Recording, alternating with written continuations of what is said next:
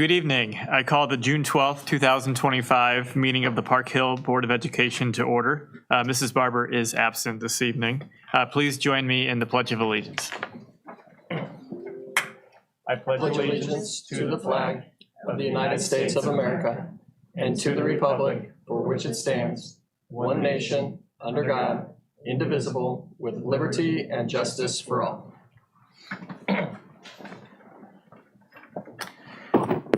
All right, and thank you for silencing your phones tonight. I would like to remind the board of our norms. Be respectful, be inclusive, be prepared, and to be mission-driven. And our district mission statement is, through the expertise of an engaged staff, the Park Hill School District provides a relevant education in a safe, caring environment to prepare each student for success in life. Board members, any announcements this evening? Ms. Barnes. Good evening. Just want to say to all the fathers, grandfathers, uncles, and those who care for anyone, happy Father's Day this Sunday. That, and also my own father, so I appreciate that. Also, just recently, the House and Senate have been working in their extra session down in Missouri, so we might want to just pay attention to the fact that the Royals and Chiefs stadium package passed. However, there's a clause in there with Platte County and taxes that will affect taxes for our revenue. And as you know, our district is funded off of the property taxes. So you might want to just read that clause and how it will affect funding for Park Hill School District going forward. Thank you. Thank you, Ms. Barnes. Mr. Todd. None tonight, thank you. All right, Mrs. Woodley. I just wanted to say, extend appreciation to all of our staff and faculty, everybody who were at the graduation, especially Park Hill South, with all that rain and tornado threats and everything. It was rough, but everybody was there, and they were beautiful ceremonies. So thank you. Thank you, Mrs. Woodley. Mr. Monsons. None, thank you. Ms. Boland. None, thank you. Dr. Kimbrell, do you have any additional announcements this evening? I do, just a couple. First of all, I wanted to let the board know that last week we had over 5,100 students in our summer school program enrolled that started and are completing their second week. So that has gone successfully so far, and we'll keep you posted. As you know, we have a report on the outcomes of summer school in early fall. I also want to introduce a new member to the Park Hill family. We have Randy Stout here from, he's going to be our new assistant principal at the Lead Innovation Studio for this upcoming school year, and he currently serves through Monday, I heard just today, through Monday, assistant principal and athletic director at Schlegel High School in Kansas City, Kansas School District. And he's been in that role since 2022. And before that was an instructional coach and math teacher. He received his bachelor's degree from K-State, master's Pitt State, and specialist degree Arkansas State. Welcome, Randy, to our family and to Park Hill.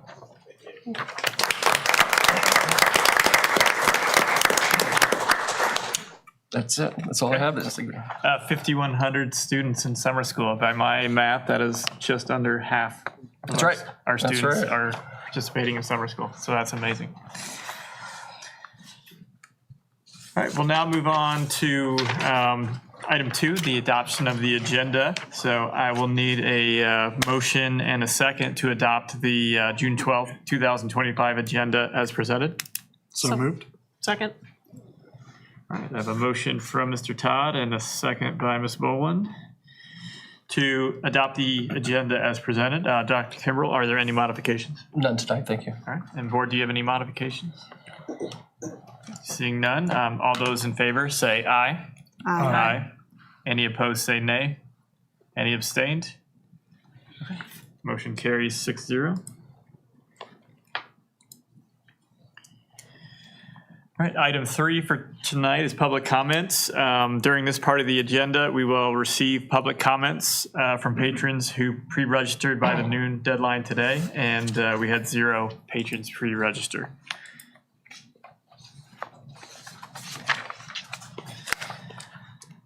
All right, moving on to item 4, our consent agenda for this evening. Before I call for a motion and a second to approve the consent agenda, are there any items that need to be highlighted? Dr. Kimbrell? I have no additional information than what's in the packet, but be happy to answer any questions. Board, any questions?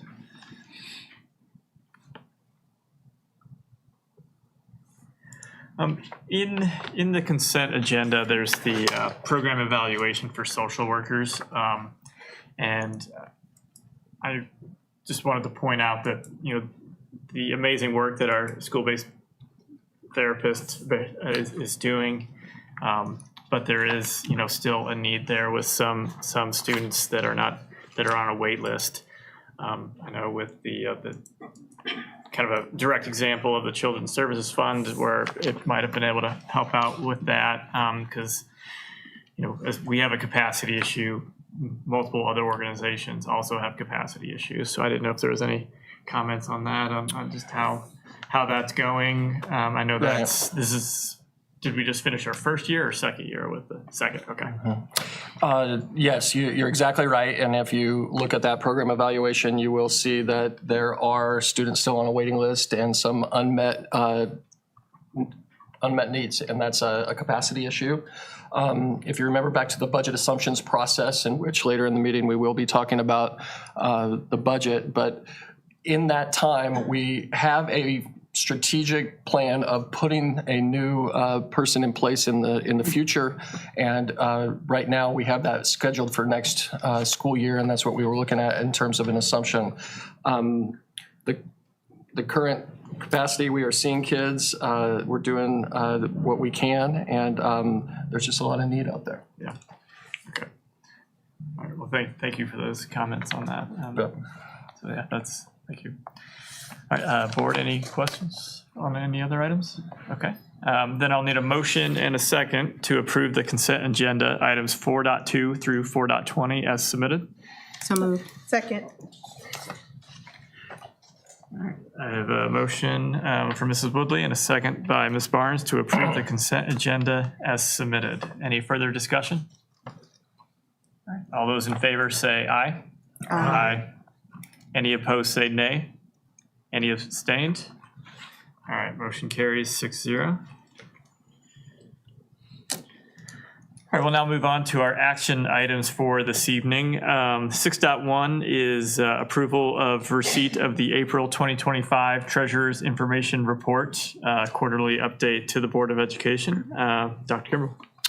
Yeah, just a reminder to the board that this is what we give each quarter. We will be talking about the budget preview here in the information section, but I have no additional information. I don't know, Dr. Kelly, if you have any additional information you'd like to provide? Not really. This is lagging information because we had the one meeting in May. This is actually the April report. You'll find much more accurate and up-to-date figures in that later presentation that we'll do on financials.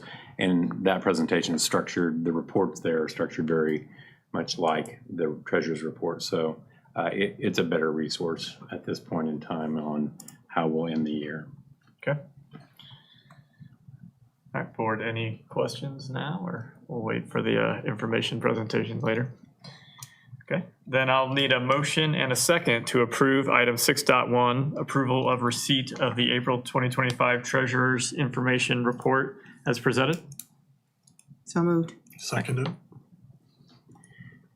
right, I have a motion from Mrs. Woodley and a second by Mr. Todd to approve the receipt of the April 2025 Treasurer's Information Report as presented. All those in favor say aye. Aye. Any opposed say nay. Any abstained? All right, motion carries 6-0. All right, item 6.2 is the approval of the 2025-2026 support staff salary schedules, and I'll turn it over to Dr. Kimbrell and Dr. Dillard. Yeah, we have presented here, you'll see a couple of attachments within your packet. This is all the work that we have done since the virtual meeting that we had on May 22nd, in which you were presented the teachers' negotiated agreement and the recommended salary schedule for the teachers in the upcoming year. As you remember, the agreed upon salary schedule had an average raise of 8.2% that then we start applying to all work groups. And so what you'll see here are salary schedules for other work groups that reflect the work that we've done since you've made that approval. Dr. Dillon, anything to add to that? Any questions of the board about this item?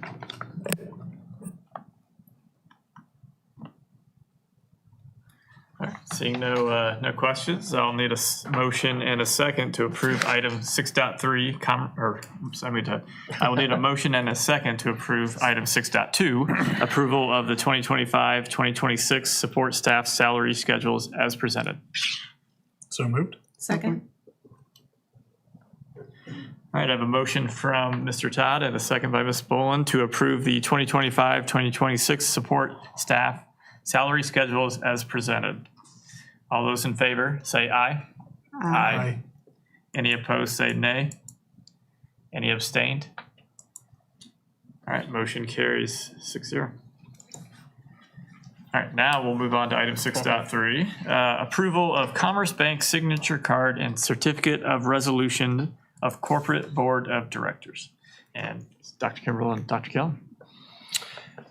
Yeah, as a reminder to the board, this is a procedural type item in which we need your approval so that as we move to Mr. Todd becoming the treasurer, that we have all the correct signature cards and certificates in place. So be happy to answer any questions on this item. Board, any questions? Okay. I'll need a motion and a second to approve item 6.3, Commerce Bank signature card and certificate of resolutions of corporate board of directors as presented. So moved. Second. All right, I have a motion from Ms. Boland and a second by Mrs. Woodley to approve the Commerce Bank signature card and certificate of resolutions of corporate board of directors as presented.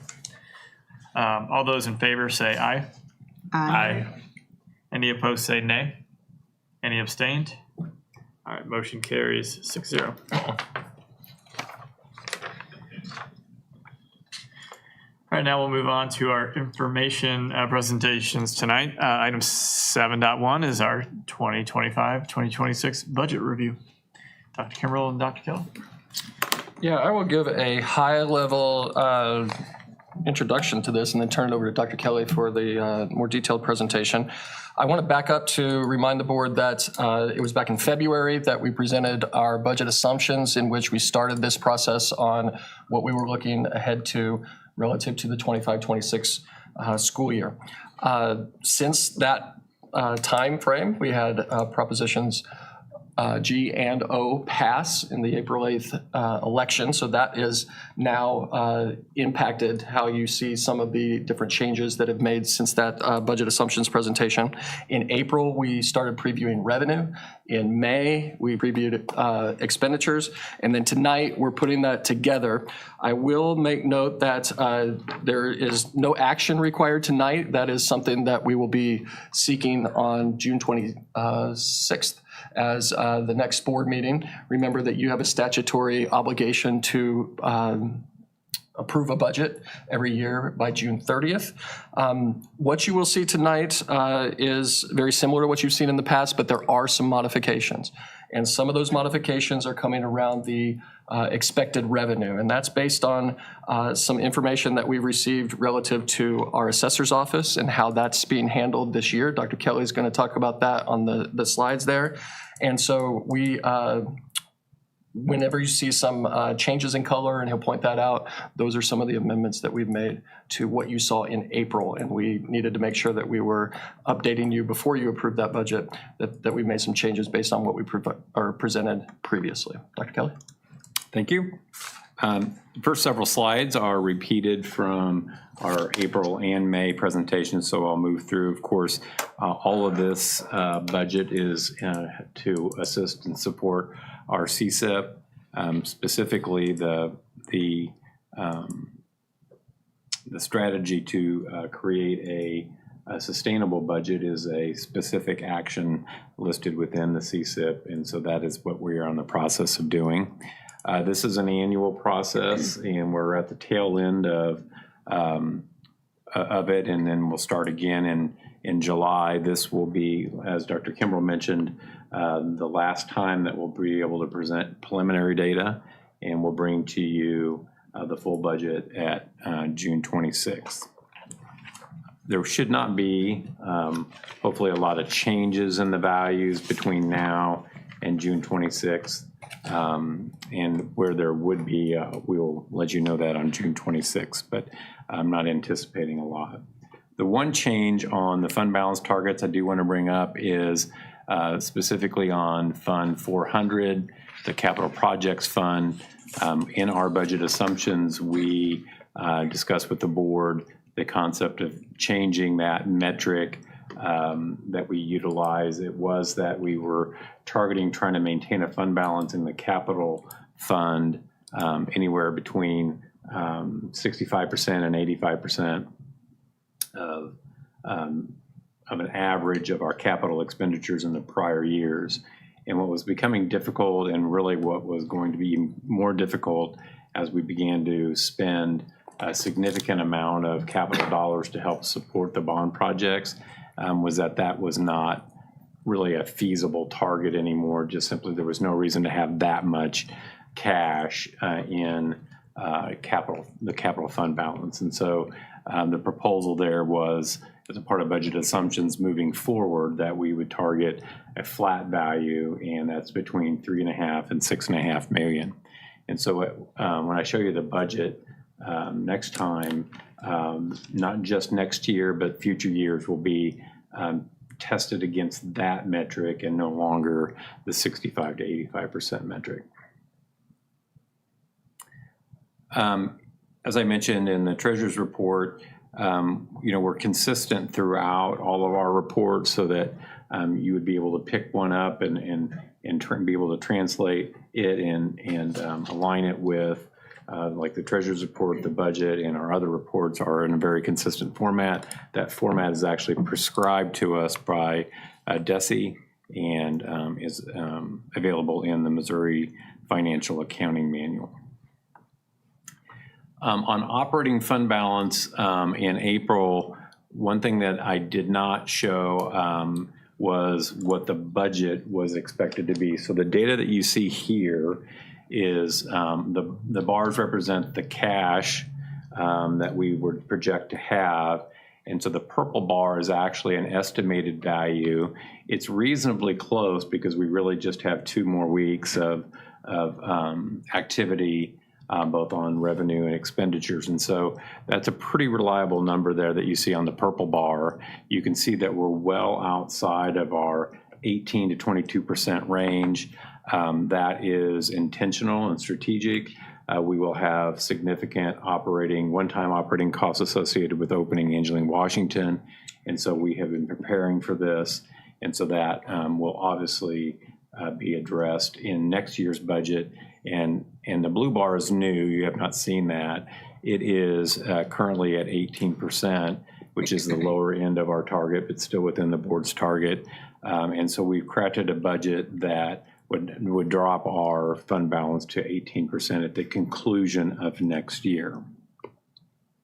That number has vacillated based upon information that we received from the assessor. It was quite a bit higher, and so we received information between April and now that the assessor does not intend to do a full reassessment, as is typically done in an odd number of years, and that has a significant impact, particularly when our community just passed a tax increase by which then Hancock would not have applied to us.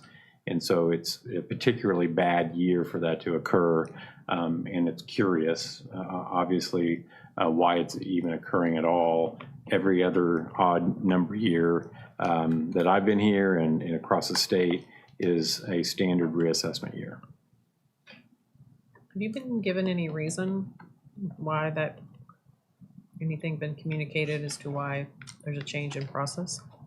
Dr. Kimbrell and I met with the assessor and his team to try to better understand that. And Dr. Kimbrell can share as well. I'm not sure I left there with any clearer answer than I had going in terms of assessments.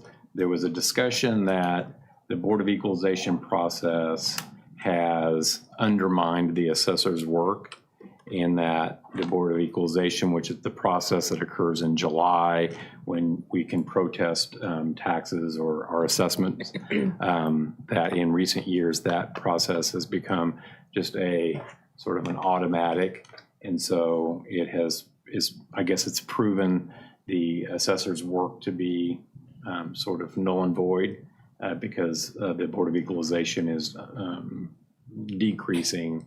This is their words. I don't have the data in front of me, but it's decreasing assessed values at such a rate that reassessing was not going to provide any value.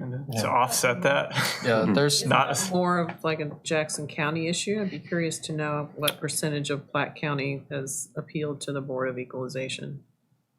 my understanding is that so we have about 45,000 properties in the Platte County, in all of Platte County, not in Park Hill, but in all of Platte County that are reassessed on a reassessment year on the odd years. It's a 2-year process that team goes through, as you know, and the issue that we learned about in Jackson County is, I think, a little bit different in terms of what's going on there or being reported in the news from what I've learned. However, our concern would be that if, and the State Tax Commission as kind of the oversight group that would be able to work with the assessor or our county clerk on what an intervention would be. They have intervened with Jackson County, and so that's what you're seeing with that. But again, I don't think that that's exactly the same. Our concern is that there are targets in which the assessor is trying to hit in terms of how close to market value property assessments are. And the data would suggest right now that our property across Platte County is undervalued. That is something that we got data on from the State Tax Commission, and we have let them know of our concern. But right now it's going through the process relative to they don't have the data either on what our assessments are going to be. We simply are going based on what we've been told through that meeting and other information that we've had relative to the assessor's office. The concern would be that if over time, if that were to happen, then in the future, a future assessor or a future state tax commission, if they do a correction, and this hasn't happened over time, and a county like Platte County continues to grow, have increase in property value and so on, that then our citizens would be hit with a very high correction at that time. And so what this has been done over past several decades, to my understanding, is to try to keep that as an incremental process over time so that it doesn't have that huge impact that something like what we're seeing, I think, in Jackson County has happened. And they can only reassess in odd years, correct? So this is Existing. impacting us for new- 2 years. Was it new construction and improvements? Right, and improvements to the existing property, but Is even years. reassessment is across the state. It's very consistent in odd number of years. How much work goes into their reassessment? So even if they are asked to change their line of thinking, would they be able to reassess the entire county quickly, or is that Yeah, our understanding of the You way that, understand what I'm the intervention, and it is actually not unprecedented in Platte County for the State Tax Commission to take corrective action. So, and Janice, you might remember, but it was actually 2007 in which the State Tax Commission actually did intervene. And in that case, then does a flat market adjustment across all property. So it doesn't, they're not, my understanding is that they're not going back to the assessor's data at that point because it is all undervalued, the records would show. So I guess only in the case that there was that multiple sets of data, one that was the true market value versus what they had assessed, and they're submitting what has been assessed and not the true market value. But I get the impression that there aren't two sets of numbers for them to rely on, so the State Tax Commission would use their own. So that would actually could be detrimental to certain homes as well, because they're just gonna get an automatic percentage increase if the intervention is implemented. The justification, I think, is what Dr. Kimbrough mentioned, is that if the data is showing that we're severely undervalued across the county, that they would not maybe increase it by 20%. But there would be some sort of action by which they're closer to market value than what's in the books right now in the county. And in your forecast, you forecasted 5%? And this I goes did, back to and- the aggressive versus Right, and growth 5% versus- is conservative in reassessment years. So, I mean, we felt pretty good about that. Again, we also have the tax increase that the voters approved, and all of that was going to generate the revenue for the compensation increases and the budget assumptions as we were moving forward with. Right, so now I've moved it to 2%, and 2% is a fairly standard for that even number of years, and So that'd be is next where year. you have just new construction and improvements. So that's what, and that is the 2% is what's in the books now. Right. And I don't suspect we're going to get any better information between now and when you approve the budget. But there is a process that will take place. July is the Board of Equalization, and then August is when I understand that the State Tax Commission could intervene. Did you hear in this conversation that this board of 3 people, the Board of Equalization, are they doing the entire county, or are they just picking certain areas, or did you? They, That to strategy? our understanding, they only do those that appeal. Yeah, you have to appeal to the And Board so of Equalization. back to Ms. Boland's question about some of the kind of how many, our understanding is of the 45,000 that it's not a lot of properties. You know, people have the right to appeal their assessed valuation and bring that before the Board of Equalization. And there's a process then that the Board of Equalization takes into account their appeal and is able to make adjustments on that. Our understanding, we don't know the numbers on that, but our understanding is that that's a very low number relative to 45,000. That's a very, very small fraction of that. However, it still affects us. It does, but we're seeing 2 different entities telling us a couple different things. And quite honestly, what we're concerned, our interest is that our property across Platte County, and this affects more than just school districts, right? This affects libraries, this affects fire districts, this affects MCC, this affects municipalities. Unfortunately, none of us knew about this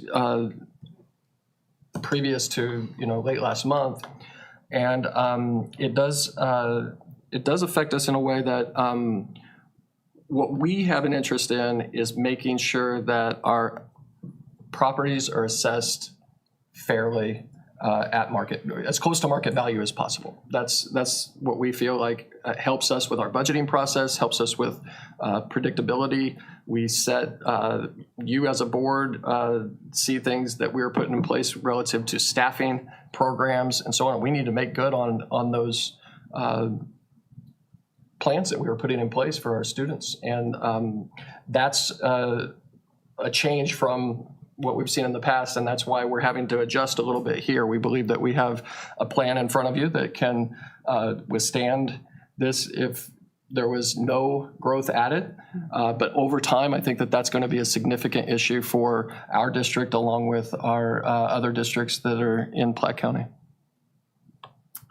The gap, just on the operating side, between a 2% estimate and a 5% is about $3.5 to $4 million. And so then that would be compounding every year that those assessments are not corrected. Any larger assessment than CPI in the future would be subject to Hancock, so those would be limited. We couldn't get, even if they did increase by 10% in the next reassessment year, a Hancock would apply and we would have to roll our tax levy back because we can't benefit from that. So, yeah, this has detrimental effect for tens of years, not just 2 Everywhere, yeah. years. Yes, exactly. It's very frustrating. Yeah, on this chart, that $3.5 to $4 million, every $2 million basically on operating fund balance is about a percentage. So that blue bar, if we were using the 5%, we would end next year at a 20% fund balance, like right in the middle of our estimate. Of course, this is bad news. I mean, this is difficult, but it does. It's kind of the latest reminder of why we have fund balance is to weather this kind of thing. So hopefully it is just a matter of months that we're weathering it and not the decade that you mentioned. Yeah, it's not really weathering a storm you see coming. It's like getting hit in the back of the head with a 2x4, isn't it? Sorry, that was kind of a violent imagery. I want to make sure I have the timeline on this right. So the assessor comes out with the assessment. It goes to the Board of Equalization. But the assessor is presupposing something that the Board of Equalization has not done yet to say that he's not going to reassess.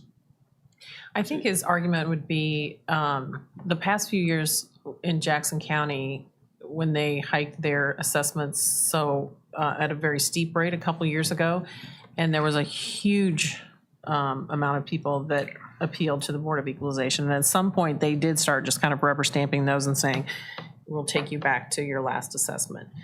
But again, that was a unique circumstance in Jackson County, and I don't think it reflects what's happening statewide in all the other counties, that the Board of Equalization is taking that same action. So I don't feel like that argument holds true for Platte County for justification to do this, if that makes sense. Yeah, part of the justification, and again, I'm the messenger here, it was also that that not just was the Board of Equalization agreeing to the appeals, but also then going well under. Mm-hmm.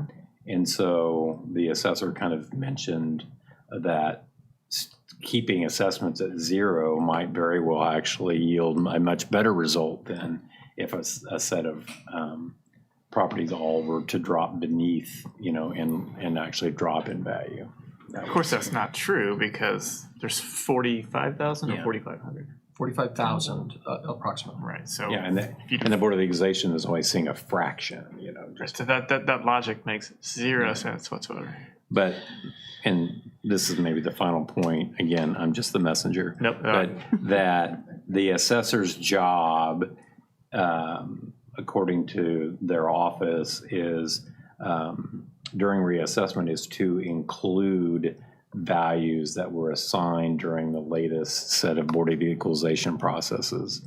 So that data has got to be included in consideration of the market value for the other 43,000, 45,000 properties. The Board of Equalization's work on similar properties has got to be a factor. And they cited state law as is what's driving that. Okay. first of all, my frustration is nowhere near pointed at you. Neither was Just- mine. So I apologize if you're bearing the brunt of it, but again, I feel like even if it's state law to do that, I feel like they're not taking that at kind of face value. I think they're distorting that because a small percentage in Platte County is appealing, then I can't see how that would give justification to just not assess, basically, for the next 2 years. And when the assessment's just based on home sales, right? Like That's one piece of data that they do Yeah, use, yeah. is, in fact, they mentioned that is the, I don't know what it pretty is, straightforward. MLDS or whatever the database is of home sales, that is a piece of data that they use relative to making judgments relative to reassessment. So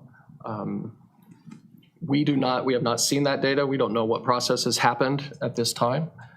We just know what we've been told and what to plan on, and we needed to ensure that we are planning for that based on the information we have today. And then we are also looking at what are our other avenues to be able to look at this, and the State Tax Commission is the way to do that.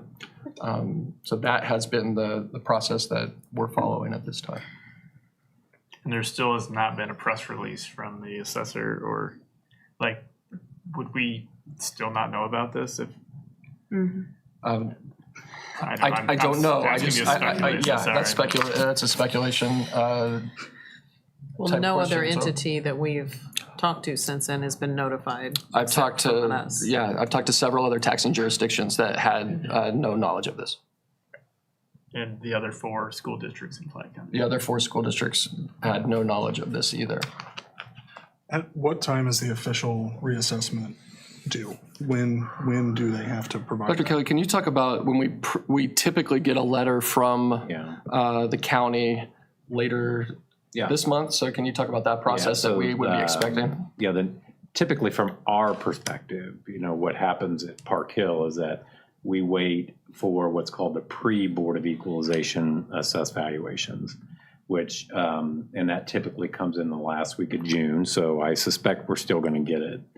But for the fact that Dr. Kimbrell learned of this, that might have been the first clue that reassessment did not happen. And what date was that? Sorry. End of June, Okay. And Yeah. we have to approve our budget by June 30th. yeah. That's right.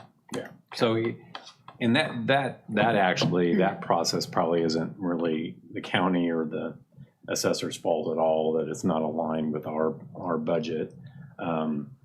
In But some the cases, assessor is keenly aware of our timeline and when we would, Process, yeah. because he's been on the board. Yeah. So he is absolutely aware that we would be blindsided by an absolute no increase of assessment. So I understand that the timeline is not his fault, but lack of notice is absolutely his fault. Yeah, I was talking about the mismatch Yes, between when yes. you as a board typically on any normal year have to set a tax rate, have to approve a budget, and you're setting a tax rate 2 months later. I know, Then but- you're approving, Right. that's not he's their aware of fault. that. Yeah. This is not new to him. Yeah. So Which is he- also exactly why Yes. it is an imperfect process, because we're estimating typically on the odd years. If you go back in all of our records, you'll see that Dr. Kelly on an even year has presented the board with an assumption of 2% increased AV, and then on odd years has presented an assumption of 5% AV. And then we adjust accordingly based on what that letter tells us, and it depends on the year and so on. So We've always worked on the imperfect system. I don't have a Right. problem with that. But my point is, it's already imperfect, which the assessor would be aware of. And to blindside taxing jurisdictions with an extreme measure like this, with no notice of an extreme measure is, And the precedent, on top of the decades of precedent. Yes. Of the knowing. it's disturbing. So we would get the pre-Board of Equalization letter, And that would give us a kind of an idea about where we stand. True, most cases we've already approved or significantly moved forward with the budget, so there's really not a lot we can react to at that point. And then that's to give us, and that whole memo is from the clerk, and it's titled the Pre-Board of Equalization Letter. And so two things can happen in July. The Board of Equalization will meet and hear the appeals. And there also can be adjustments made that have nothing to do with the Board of Equalization, but just new information on properties that weren't included in the June letter. And then we wait really just every single day. We wait in August to get the post Board of Equalization letter. And then that is what you set your tax rate on. And that's an official document that goes to the state and all of our information then, whether the Hancock Amendment applies, what our tax rate ceilings are going to be and adjusted to are all based upon the post Board of Equalization. And then this board needs to get a notice out to the public within 10 days of setting the tax rate. So there's a lot of activity in that first couple weeks of August. Can you remind me when our deadline is to set the tax rate? September 1. Okay. Yeah, so we need to deliver it to them by September 1. So I know we contacted the state commission. So what is a timeline for them to like come back to the assessor and say yay or nay? Like, this, no, you have to do something, or no, or yes, we agree with how you're working. And then to give us enough time to do whatever we need to do going forward. Yeah, unfortunately, it's going to be a tight timeline. What we've been notified of with a response from our initial, we did send a letter that was all school districts from Platte County proper. That includes West Platte, Platte County R3, North Platte, and then part of Smithville, along with Park Hill. They responded from the State Tax Commission saying that they have ordered the county to leave their process open till August 23rd, and they expect to get the data from the county by July 20th. And so between July 20th and August 23rd would be that period of time, I believe, that they would be working to see if that's the case. We were also notified that we were not the only county that the State Tax Commission had ordered to keep it open until August 23rd. So I don't know if that was in the works previously, but we felt, we being myself and my colleagues and others, the other school districts, felt like it was necessary to write a letter to the State Tax Commission to make them aware of that concern based on what we'd already presented in a public meeting and representing you as publicly elected officials. So that's going to be a tight turnaround from August 23rd to September get them I agree. approved. So we're probably going to need to schedule a special meeting between I agree. 23rd and September 1st. If they take action. Well, Again- yeah, maybe we wait. Maybe we don't set a tax rate at all until we get. Yeah. Yeah. And again, I really appreciate the work you've done on this and the work that has prepared us to have, that this isn't devastating to our financial position, the work that you've done over the many years, that 18% is still in place. So it's just frustrating. Yes. If I didn't mention Saying that. it nicely. The other fund balance that we look at specifically is the capital fund balance. Now, this doesn't include bond funds, but it is greatly influenced by bond projects. So particularly what we're calling our Bundle 2 or our aging facilities updates, so that the ones that we have scheduled for this summer we're using bond funds as we shared with and what the voters approved in 2022, not this latest bond.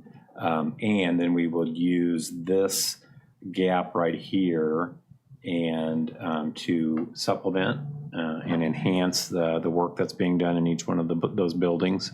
Again, this was strategic and intentional to build it that way so that we would have the funds to do not just this year, but then we also have 3 additional schools next summer that we also need to enhance what was originally in the bond program. So to do this, in both cases, I moved backwards there about the operating, but these are significant dollars that were in fund balance or within the savings account of the district. And so one thing that I say throughout the budget document and here is that to be prepared for a significant deficit budget, the money is in fund balance. It's not spending what we don't have. It is spending what we've built and intentionally built so that we can do the things that support our CSEP. You can see, though, the one thing, I stopped utilizing this percentage, so this would be the final year in which that percentage is reflected. And so beginning with next year's budget, so June 30th of 2026, we'll move to that new target, which is $3.5 million, and that is exactly $3.5 million. So you have a full report, and when I mentioned in the treasurer's report that the data that you have on this item is far more accurate, that is very true. You have a separate report for revenue that shows you the 3 prior years, so you can kind of get a baseline of what's typical on revenue. And then the purple column that would be on that report that's within this board item is our projections. And so, again, we have a couple more weeks of activity, so those aren't perfect, but they're going to be pretty close. And then the blue column there is what we're projecting for revenue for next year. So that the blue column on that report is we ultimately will ask that you approve at our next meeting. Same kind of report here for expenditures. The one thing, we have some overlapping projects, and one of the biggest themes within next year's budget, when you look at year-over-year types of changes, will be we're going to be spending significantly less on capital projects, despite the fact that we're going to pass, or we just passed, and we're going to sell $128 million of bonds to support our Park Hill 2034 projects. But the overall expenditures are going to drop because this summer, if you kind of think of the amount of money, not this summer, but this last fiscal year that we're in now, we've spent a lot, and many of the projects are accelerated from where we thought they would be a year ago. And so we've done a lot of spending, and projects have moved ahead. So a lot of the spending that occurred here in this fiscal year included Russell Jones, and of course Angeline Washington almost full to completion, and then the meat of the construction for Park Hill and Park Hill South all occurred in this current fiscal year. And while we'll have the funds and the projects, we're not going to spend that much next year. Perhaps in the year following we will with those projects in Park Hill 2034, but next year our expenditures will drop solely because of a smaller set of capital projects. And that is the turquoise bar there. So here are some of the kind of big picture items of how we'll end this year and begin next. Again, these are all reflected in those graphs and reports that are provided in addition to this slide. Moving kind of to the next slide on the revenue assumptions, the places where you'll see the red, Dr. Kimbrell mentioned that the areas in red are the changes from what we've presented to you in the past. So 2 huge items. One is the 2% versus 5% on assessed valuation growth, and we've discussed that. The other is when I presented revenue to you last time, I had forecasted that we would sell the $128 million in 2 packages, and just in current conversation with Piper Sandler, they believe that it may be to our advantage to do all of them in the fall, and so to have 1 bond sale. And so I have adjusted this budget, so that's going to be quite a bit more revenue almost $60 million more revenue than I shared with you in April. I'm sorry. Once those bonds are sold, there's a time frame. Yeah, right? 3 years to make substantial progress on those projects, which we would clearly be safe there. Okay. The Thank you. one risk you have, although it would be either way, is what's called arbitrage.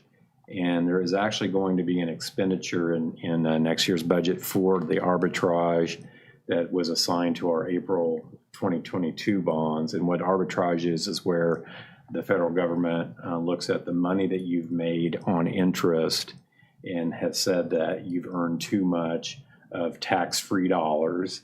You've earned too much interest, and so you have to return those dollars back to the federal government up to a cap. So we generate a lot of interest as those dollars are sitting in the bank waiting for us to spend on capital projects. And so in one way, an arbitrage number is a good thing because you've maxed out what you could possibly make on interest. And of course, those dollars go right back into construction projects, and so improvements for schools. But the one thing I think where schools and other entities get into trouble is where they may have already spent those dollars and have not accounted for them. So we have accounted for them, and so we'll have a little over $1 million arbitrage payment in next year's budget that was actually generated from our last set of bonds. Thank you. I've got the top 15 sort of items that have make a difference in our budget, and this is the first slide here is on revenue. And so as I mentioned, that very top one, $51 million more in bonds. So that's the difference between in 2024, fall of 2024, so this fiscal year, we sold the remaining $77 million of the April 2022 bond program. And then next year, if we sell 127 in the whole, or 128, I'm sorry, 128, that would be the difference here, which is that we'll receive $51 million more next year than we did this year. And that's just right in just those two different bond sales, two different issues to the voters.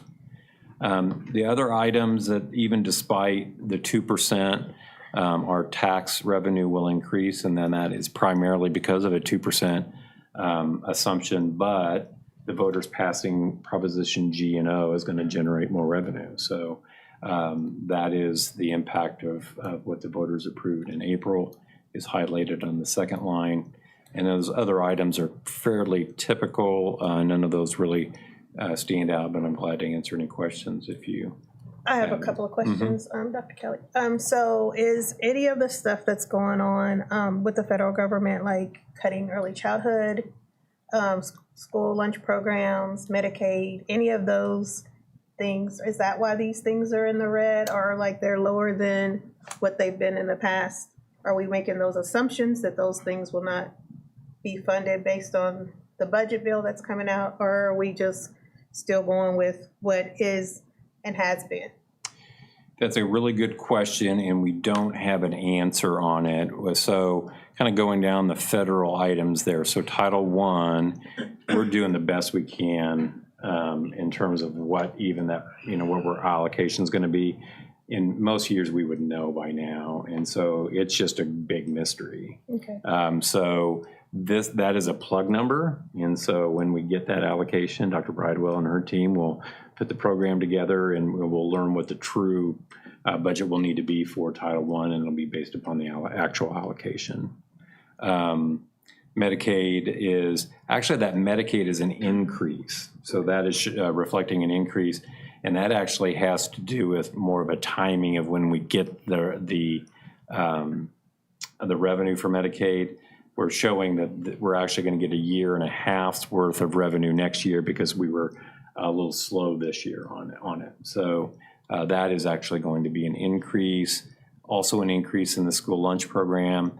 We, with all the AMI days we had this year, that took a pretty significant toll on our lunch program and just in terms of participation. And so this is a fairly standard increase. So that's not taking into account any cuts.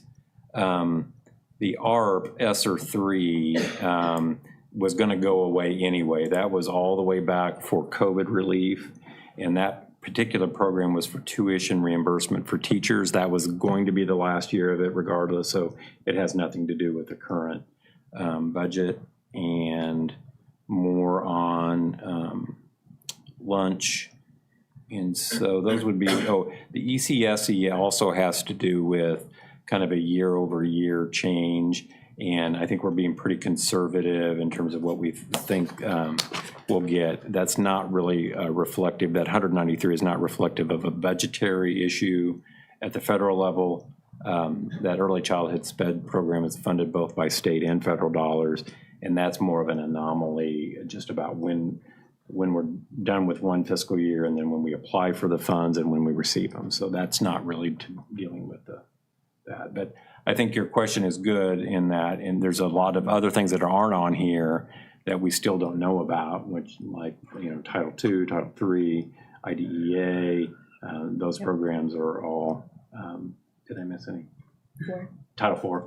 And McKinney-Vento, all of which are essential programs in our academic services department, and we just it's a great mystery right now about how those are going to be funded, if at all. So, Thank you.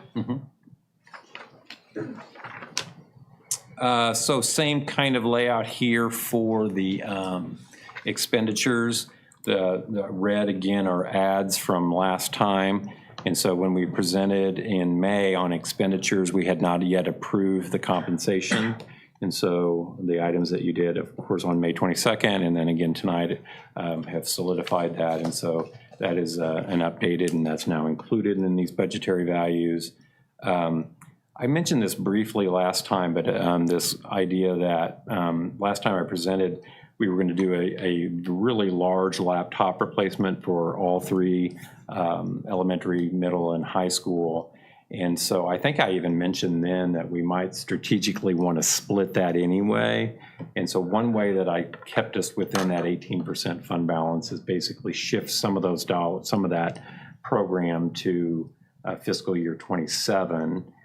In essence, we would be buying half of them in June of 2026 and then the other half in July of 2026. They would all come in basically together.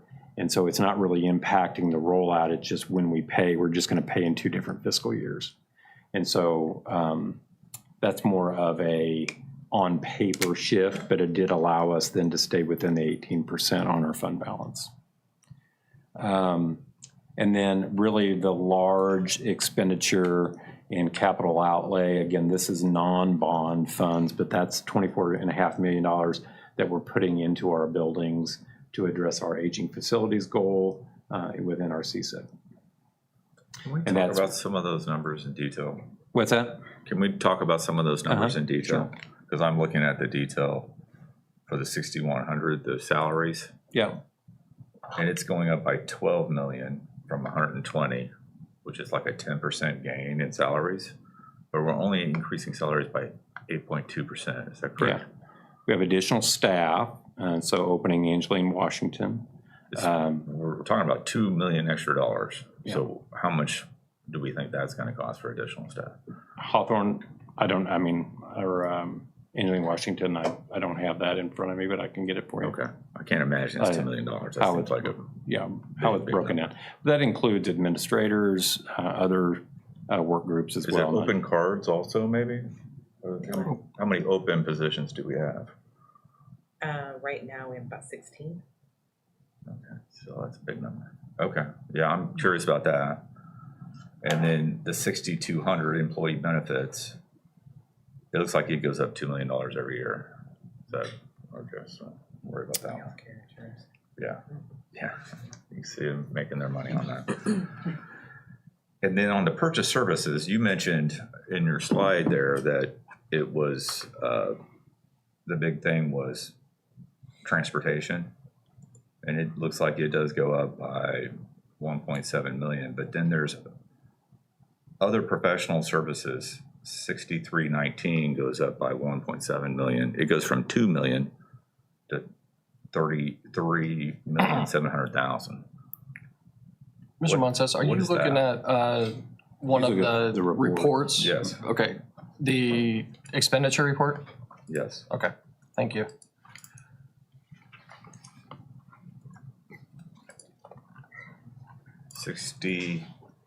$63,19, other professional services. Yeah, that one is an array across the district, and I can get you more information specifically about how our different projects have budgeted there. I don't have, off the top of my head, I don't have what is all accounted for in that increase, but I can certainly get that to you. It's all. And then repairs and cyclicals up 400,000, but it looks like, I'm sorry, repairs and maintenance 6332. It was over $1.1 million in 2022, and it's up over close to that this year. Is there something cyclical in their repair schedule? What is that? Just Yeah, curious. again, I can, and it's a good question. I don't have the detail of what would all be included in that, but in each one of our departments would line that out, and so it may very well be cyclical, things like roofs or things like that. And then look down at the total, purchase services subtotal. It went up by over 20%, it looks like to me. And it looks like that could be, there's some that went way down. So I'm just curious of what's causing all these, the uptick in purchase In the services. overall? Yeah, because it's up over 20%. We can get you more detail on that. Yeah. The largest would be the combination of the 6341 and 6342, which would be transportation, which is always the largest purchase service that we have. So, Well, that other account is $1.7 million. I mean, it's well, you have other two, the one right professional above it. services. Yeah, Yeah. yeah, I'm adding those together. They're the same as the other, it looks like. Thereabouts. So I'm curious of that extra $2 million in salaries and what's going on with purchase services.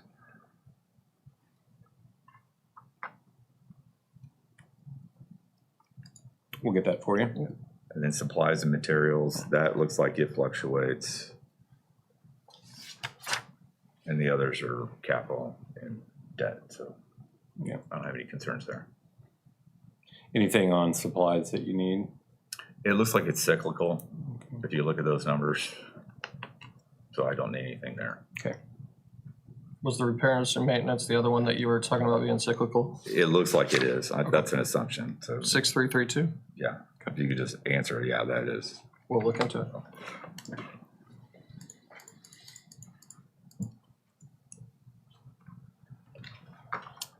All right, and then I wrap up with this slide, which is, and Mr. Montes just went through some of these, but these are the big swings. The red would be increases in expenditures, and where the larger ones are again associated with the capital projects.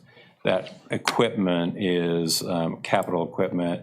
The largest piece of that would be items for our capital improvements this summer for the Bundle 2 aging facilities buildings.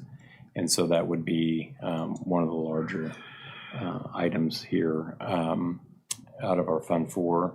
And then you can see the other teacher salaries are account for 5.7%. That 6111, Mr. Montes is teacher. And so that 5.7 million is an increase just for teachers. And that would include the compensation increases. It also includes attrition that's in there, but then also additional positions as have been called out in budget assumptions.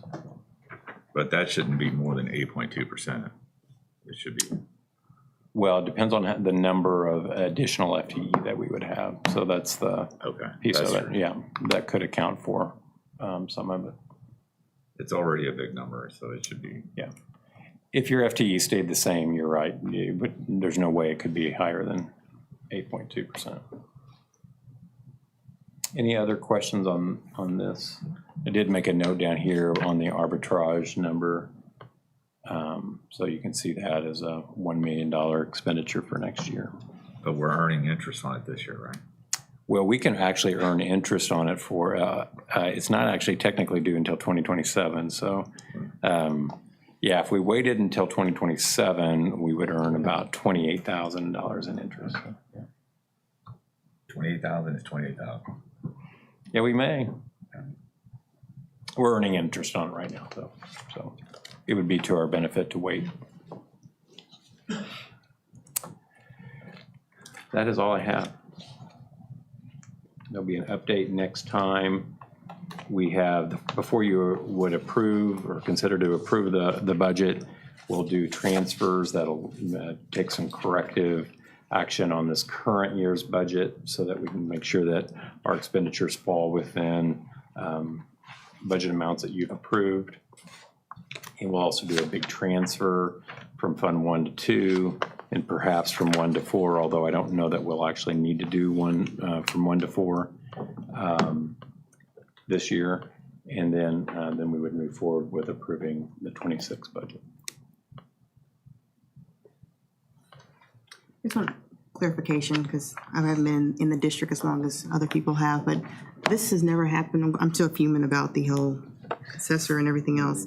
This has never happened before in Pike County. During even our own data, over the last 15 years, let's say, we did have a year in which assessments dropped. Like And that was during COVID, an economic 2009. downturn. And so there was, this was a national sort of phenomenon. So there wasn't, a lot of mystery surrounding why this was happening. And it certainly wasn't just local.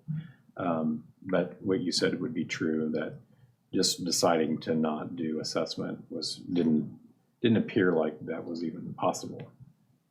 So we've never accounted for it. Thank you. All right. Thank you. Well, I Thank you, appreciate your Dr. Yes, thank you, thoroughness Dr. and Kelly, for breaking it down so that we can all understand. So thank you for Thank all the you. effort and time you put into this. Thank you. All right, we'll move on to item 8, which is information written. We have information items tonight. 8.1 through 8.16 are relative to bids, contracts, and agreements. 8.17 is changes to alternate methods of instruction provisions, and item 8.18 is the 25-26 Park Hill School District Assessment Plan. Dr. Kimball, are there any items you'd like to highlight? The only one I would point out is 8.17, which is the change in AMI provisions. This is the exact calendar that you approved earlier in this school year for the 25-26 school year. But we are able to use 6 AMI days in the future year. So we want to take advantage of that. And on the calendar you approved, it said 5. So we're asking to just change that one number, and we'll bring that back for approval next board meeting. I'd be happy to answer any questions on any other items or that one. I have a question, just 8.5 through 8.9, the nutrition, are those prices, I was just, are those prices a lot more with everything that's going on from last year to this year with all the changes with grocery prices and, just wanting to understand the price comparison on those items? Brennan is not here this evening, but we can get more information for you in terms of those. They were not in the ballpark of what we encountered even 2 years ago, so Okay. in terms of increases. But there are some twists to that, and so we can have her get you some additional information Thank before you. you approve it. Now, in the AMI days, it was that the hours, we were almost counting too many hours, and we could get 6 days out of the hours, 6.5 hours or 7.5 hours per day counts as a Right. We've always been very regimented in how we do our AMI days to make sure to maximize instruction for our students and our expectations on with our teachers. What we learned through a previous Senate bill was that we would be able to restructure those 36 hours to 6 hours of instruction. And so we can do that in a future year to be able to account for 6 AMI days if we were to have that many inclement weather or other reasons to use AMI. Okay, we found that out real late in the game. Okay, After we had already spent our 5 and our teachers had already put in that time, and then you made the adjustments in March on what we needed to do to meet the minimum 169 days. And that's why we went past Memorial Day. okay. All right, great. That'll be nice to have 6. Indeed. All right, well, the board will be asked to take action on these items at the June 26th, 2025 regular meeting. All right, next up is item 9, policies, procedures, and forms. We have 5 policies and 2 procedures that have been submitted as information items tonight. Mr. Fulgham will provide a brief overview at this time. Thank you. Most of these this evening are continued statutory updates, keeping up from last session. There is one that's not that I wanted to highlight for you. It's policy JECA, student enrollment. This is a proposed change, and there's an accompanying administrative procedure with it that has more detail. But the big idea is that it would allow the children of non-resident staff, so our employees who do not live in Park Hill, to enroll their children in Park Hill under some certain conditions. So we'll work with Dr. Dillon and Dr. Bruton and the rest of the team on this. It's a new benefit that we'd kind of like to offer our staff and that we think is important for recruiting and retention. MSBA actually had language that we kind of started with, and then we studied what other districts do and kind of did a blend of what we think works in Park Hill. So the board policy language change itself is pretty minimal. Most of the details are in the administrative procedure, but that is one notable item that I wanted to highlight. So I'm happy to answer questions you have about that or any of the other ones. Any questions for Mr. Fulgham? Okay, the board will be asked to take action on policies 9.1 through 9.5 at the June 26th, 2025 regular meeting. Items 9.6 and 9.7 are informational. Thank you. All right, we'll now move on to item 10, board member reports and requests. Board members, do you have any reports or requests? Ms. Boland? None tonight, thank you. Mr. Montes? None, thank you. Mrs. Woodley? None, thank you. Mr. John? No, thank you. Ms. Barnes? Yes, so I do just like to get updates on Line Creek and like our APR, what we're gonna be doing for August, for when the school year starts, to make sure, you know, transportation, academics, all the things that we need to do to make sure that we are improving based on DESE's suggestions and how those are gonna be implemented. So if we could get all that information back, so that we understand what's gonna be happening in the fall.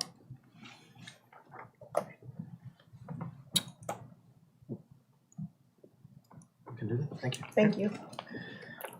Thank you, Ms. Barnes. All right, we'll now adjourn to closed session. So I'll need a motion and a second to adjourn to closed session pursuant to Chapter 610, Section 021 of the revised Missouri statutes for the purpose of discussing matters relevant to subsections 1 legal, 3 and 13 personnel.